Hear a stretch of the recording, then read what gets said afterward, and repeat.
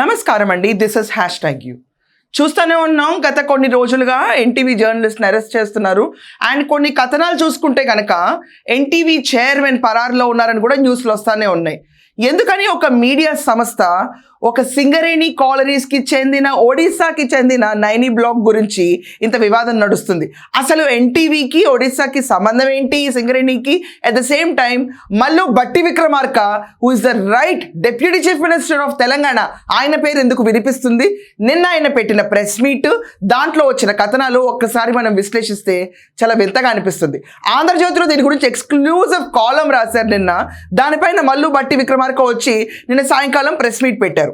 మనం ఒక్కసారి డీటెయిల్డ్ అనాలిసిస్లోకి వెళ్తే, ఇది వరకు కూడా ఒరిస్సాకి చెందిన నైనీ బ్లాక్ సింగరేణి బొగ్గు దాని మైనింగ్కి సంబంధించి కేసీఆర్ ప్రభుత్వం ఉన్నప్పుడు కూడా దీని గురించి వివాదం జరిగింది.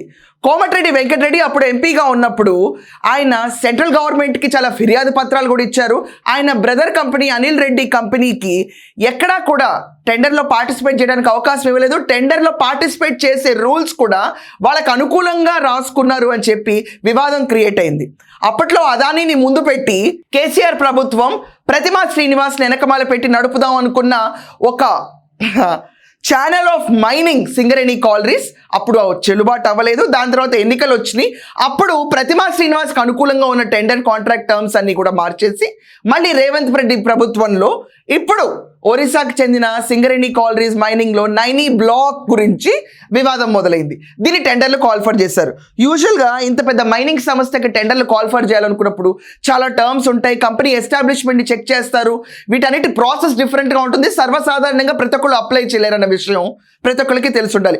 అసలు ఈ నైనీ బ్లాక్ గురించి ఇంత గొడవ ఎందుకు అనుకుంటే, 25 ఏళ్ల పాటు మీ ఫ్యూచర్ పర్ఫెక్ట్గా ఉంటుంది. అంత ప్రాఫిటేరింగ్ ప్రాసెస్ ఇదంతా. దీంట్లో మళ్ళీ అదే విధంగా కోమటిరెడ్డి వాళ్ళ బ్రదర్ కూడా దీంట్లో కంటెస్ట్ చేయాలని చూశారు. సుషి హైటెక్ కంపెనీ నుంచి వాళ్ళు టెండర్లు వేద్దామని ప్రయత్నిస్తుంటే మళ్ళీ టెండర్లు తీసుకోలేదు, యాక్సెప్ట్ చేయలేదు. వీళ్ళ కంపెనీని యాక్సెప్ట్ చేయడానికి ఉన్న టర్మ్స్ ఏంటండి అంటే, ఎవరన్నా వెళ్ళి సైట్ విజిట్ చేస్తే సరిపోతున్నారు. ఇది అయితే ఎక్కిన రోడ్డు మీద వెళ్ళే ప్రతి ఒక్కరు కూడా సైట్ విజిట్ చేస్తే వాళ్ళకి ఇచ్చేస్తారా? టెండర్లో పార్టిసిపేట్ చేయొచ్చా? ఇది ఎక్కడెక్కడైన రూలు? నిజంగానే ఆంధ్రజ్యోతిలో రాధాకృష్ణ గారు అన్నట్టు చిన్నపిల్లల్ని అడిగినా నవ్వుతారు ఇలాంటి రూల్స్ పెడితే. సో అలాంటి రూలే ఇక్కడ అసలు బేసికలీ మొత్తం కథకి సారాంశమైంది.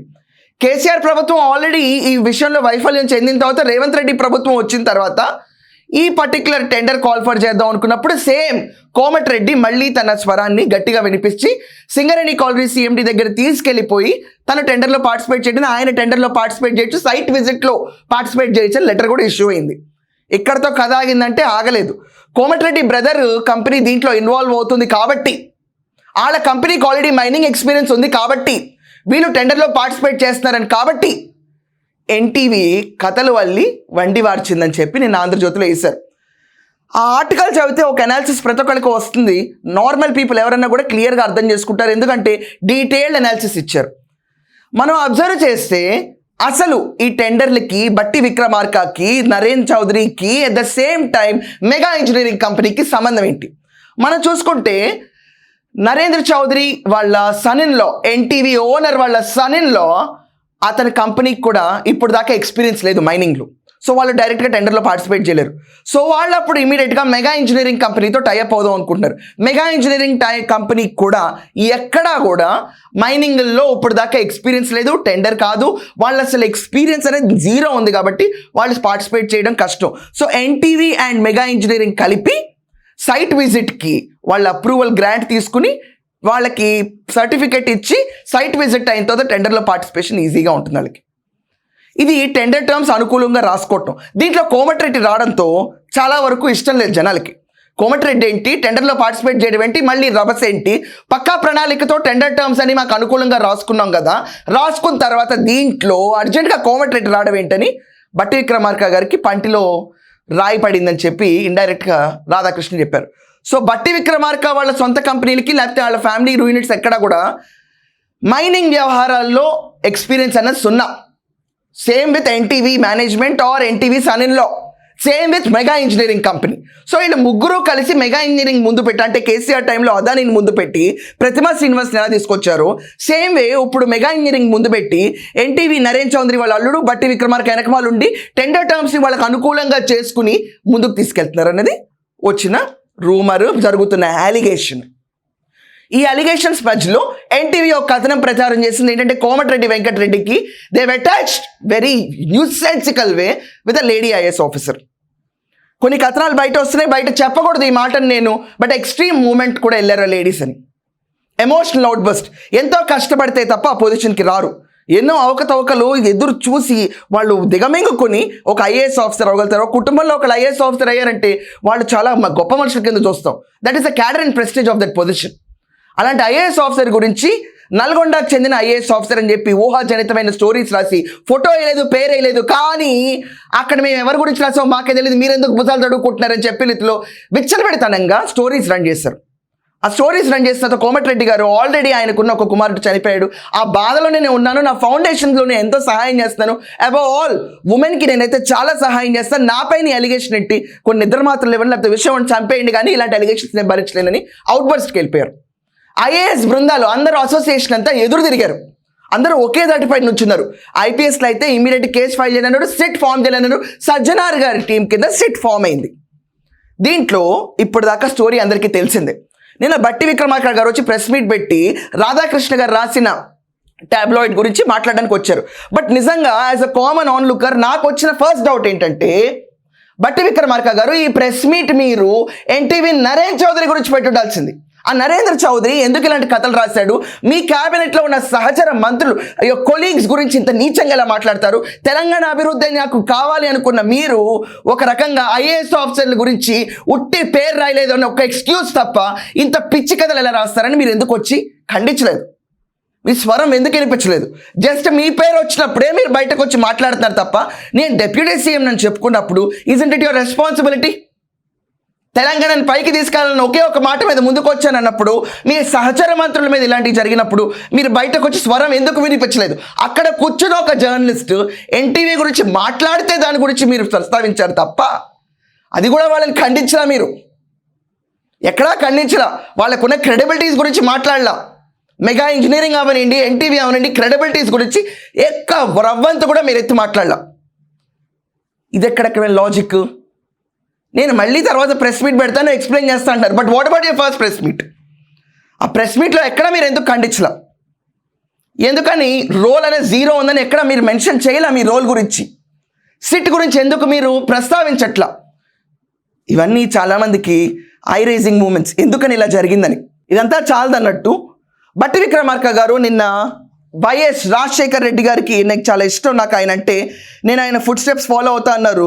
జగన్మోహన్ రెడ్డి ఏమో ఎన్టీవీ మీద జరిగిన అన్యాయాల గురించి నేను ధ్వజం ఎత్తేస్తాను అన్నట్టు ట్విట్టర్లో ట్వీట్లు పెడుతున్నాడు. ఇక్కడ మీకు వస్తున్న స్లైడ్ ఒకటి చూడండి. నేను అడిగాను జగన్మోహన్ రెడ్డి పైన ఉన్న కేసుల్లో వైఎస్ఆర్ టెన్యూర్లో కాంగ్రెస్ ప్రభుత్వంలో లింకప్స్ ఏమన్నా ఉన్నాయని. దాని గురించి క్విడ్ బ్రోకో ఇన్వెస్ట్మెంట్స్ కింద ఇండియా టుడే వచ్చిన article, ED attaches Jaganmohan Reddy's 27.5 crore share in 14-year-old laundering case. ఇక్కడ మనం అబ్జర్వ్ చేసుకుంటే క్రిస్టల్ క్లియర్గా మీకు అర్థమైపోతూ ఉంటుంది. DBL received April 15 the ED's attachment order which was issued on March 31st. The land originally purchased by DCBL was valued at 377 crores. ఇది జరిగింది YS Rajasekhar Reddy పీరియడ్లో when he was the chief minister. ఈరోజు Jaganmohan Reddy and KCR and KTR media స్వేచ్ఛ గురించి మాట్లాడుతున్నారు. ఇదే కేటీఆర్కి నేను ఒక మాట అడుగుదాం అనుకుంటున్నాను. సార్, మీరందరూ ఒక ప్రధాన న్యూస్ ఛానల్ మీద రాళ్ళు నుంచి కొట్టినప్పుడు మాట్లాడలేదు. ఈరోజు మహిళా ఐఏఎస్లకి భద్రత లేదు రాష్ట్రంలో ఉన్నప్పుడు స్వరాలు వస్తున్నాయి just because it is N NTV. Okay, ఖచ్చితంగా ఒక్కొక్క ఛానల్కి ఈరోజు ఉన్న నైజం ప్రకారం చూసుకుంటే ఎవరో ఒకళ్ళు కొమ్ము కాయాలి, అది కామన్. దీంట్లో ఇంకా నేనేం మాట్లాడలేను. సో ఆ కొమ్ము కాస్తున్న తరుణంలో మనకి నచ్చిన ఛానల్స్ని మాత్రమే మనం ఎంకరేజ్ చేస్తామా? అండ్ జగన్మోహన్ రెడ్డి గారు కూర్చుని సీరియస్గా ఈరోజు ఎన్టీవీ పైన జరుగుతున్న దాడిపైన ట్వీట్లు పెడుతున్నారు. రంగనాయకమ్మ గారు జస్ట్ ఒక షేర్ కొట్టారు పోస్ట్, అర్ధరాత్రి వేళ అరెస్ట్ చేశారు. జగన్మోహన్ రెడ్డి తన క్యాంప్ ఆఫీస్లోకి ఆయనకు నచ్చని మీడియాని రానివాడు. అసలు మీడియా వెళ్తాం లేదో అది ఎవరికి తెలియదు. నిజంగా I have my own doubts. So media press meet అన్నప్పుడు అన్ని ప్రెస్ని ఇన్వైట్ చేయాలి తప్ప వచ్చావు కదా కేక్ తిని వెళ్ళిపో అని చెప్పి చాలా సెటైర్లు కూడా వేసాడు ఆయన. ఎక్కడా కూడా ఒక ప్రెస్ని ఎదుర్కోలేని పరిస్థితి. వీళ్ళందరూ కూర్చుని ఎన్టీవీకి సపోర్ట్ కొట్టారు. కానీ వీళ్ళందరూ కూర్చుని మెగా ఇంజనీరింగ్కి ఉన్న క్రెడిబిలిటీ ఏంటి, ఎన్టీవీ నరేన్ చౌదరి అడ్డుకున్న క్రెడిబిలిటీ ఏంటి గురించి మాట్లాడారా? అక్కడ జరిగిన ఐఏఎస్ ఆఫీసర్ కథనాల గురించి ఎన్టీవీ యాజమాన్యం చెప్తారు మేము నడిపామని జర్నలిస్టులు అక్కడ మాట్లాడుతూ బయటకు వచ్చిన వాంగ్మూలాల గురించి మాట్లాడారా? మహిళా ఐఏఎస్లకి సపోర్ట్గా నుంచున్నారా? మనకు కావాలనుకున్నప్పుడు సపోర్ట్ ఉంటాం, మనం వద్దనుకున్నప్పుడు వాళ్ళని వదిలేస్తామంటే ప్రజల పిచ్చోళ్ళ. సో ఇలాంటి సపోర్ట్ సిస్టమ్స్ అనేవి కేసీఆర్, కేటీఆర్ అండ్ జగన్ నుంచి బయటకు వస్తే మాత్రం ఎవరు పెద్దగా హర్షించరు. What is your past record అని డెఫినెట్గా జనాలు చెక్ చేస్తారు. బట్ ఈ ఎంటైర్ ఎపిసోడ్లో నిన్న బట్టి విక్రమార్క గారి ప్రెస్ మీట్ మాత్రం చాలా ట్రిగరింగ్ అనిపించింది నాకు. మీరు వచ్చినప్పుడు why did you talk about the IAS? అసలు ముందు మీరు చెప్పాల్సిన మాట, ఇలాంటి కథనాలు రాసిన వాళ్ళని తాట తీస్తాం, ఎలా రాస్తారు, బేస్లెస్ ఎలిగేషన్స్ ఎలా చేస్తారు అన్న పానిపైన మీరు ఒక్క స్పందన రాలేదు. అక్కడ ఉన్న జర్నలిస్ట్ అడిగితే తప్ప మీరు అప్పుడు అడిగినప్పుడు కూడా వాళ్ళపైన ఖండనేం గట్టిగా రాలేదే. ఏదో ఒక ఎక్స్ప్లెనేషన్ మోడ్లో ఇవ్వాలి కాబట్టి ఇచ్చి వెళ్ళినట్టుంది తప్ప. Why you so worried? Rajasekhar రెడ్డిని ఆదర్శంగా తీసుకోవాలంటే జగన్మోహన్ రెడ్డి కేసులో రాజశేఖర్ రెడ్డి టెన్యూర్లోనే చాలా ఇష్యూస్ జరిగినాయి అని పేపర్లే గుళ్ళుమన్నాయి, న్యూస్ పేపర్స్ మొత్తుకున్నాయి. ఒకవేళ రాజశేఖర్ రెడ్డి గారినే ఆదర్శంగా తీసుకున్నారే అనుకోండి, మీరు ఇలా నుంచుంటారా? మహిళా ఐఏఎస్ పట్ల కలెక్టర్ గారి దగ్గరికి వెళ్తే పని అవుతుంది అనుకుంటారు, ఉప ముఖ్యమంత్రి గారి దగ్గరికి వెళ్తే పూర్తిగా కళ్ళు మూసుకొని నిద్రపోవచ్చు అనుకుంటారు.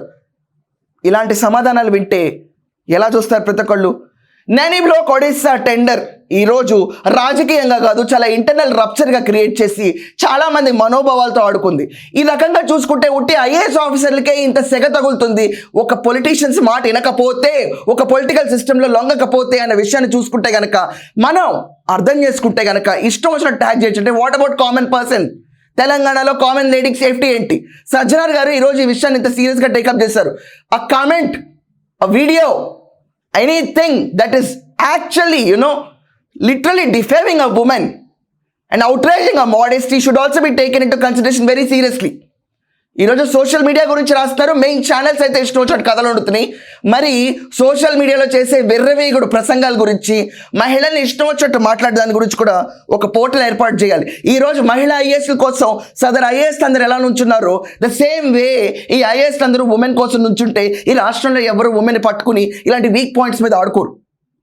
ఫ్రాంక్లీ స్పీకింగ్, ఇద్దరి మధ్యలో జరిగిన ఒక పర్సనల్ ఇష్యూ పైన ఏ మీడియా ఇంటర్ఫియర్ అవ్వడానికి వీల్లేదు, వాస్తవంగా ఉన్న వీల్లేదు.